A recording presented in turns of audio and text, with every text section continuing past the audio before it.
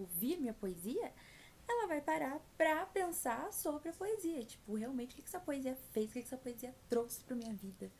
Vai ler, vai falar, ai, que bonitinho. Legal.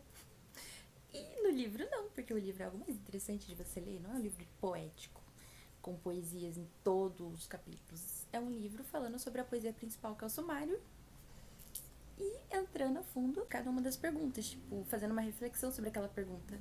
E aí eu falei, genial, perfeito. Isso, gente, faz muito tempo atrás. Isso aí ficou na minha cabecinha, ó. Eu tenho um amigo que escreveu um livro. Ele também faz poesia, ele faz poesia falada. Ele participa de uns grupos aqui em Curitiba, inclusive já ganhou alguns prêmios, é maravilhoso. Esse livro ele é para as escolas, ele não é um livro para vender em livrarias, ele é um livro que vai para as escolas, para as bibliotecas. Então, é um livro que vai para as crianças do nosso futuro. E é muito legal. E ele escreveu esse livro, na época eu estava bem próxima dele, aí eu participei um pouquinho desse momento dele de estar escrevendo o livro e tudo mais. E eu fiquei, caralho, que foda, ele tá escrevendo um livro, eu também quero escrever um livro. Só que, né, os meus livros não teriam o intuito de ir pra escola, eu acho. Tipo, talvez não faria sentido. Mas pra um adultinho de coração partido aí, ler.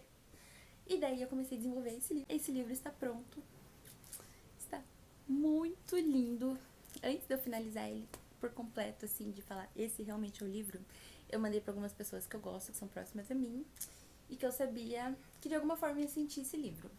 Mandei pra algumas também que eu imaginei que eu não fosse sentir, mas que de alguma forma ele ia tocar nessa pessoa. Ia ser bom também ter a opinião dela. Então eu mandei pra essas pessoas, elas leram. Tem uma amiga minha que eu mandei, gente. Ai, a Esther é maravilhosa.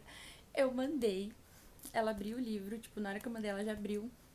Pulou a introdução e prefácio, ela pulou o sumário e foi pro primeiro capítulo. E o primeiro capítulo é No Relógio do Seu Coração, que horas são? E daí começa o capítulo, tipo, você realmente já se perguntou isso?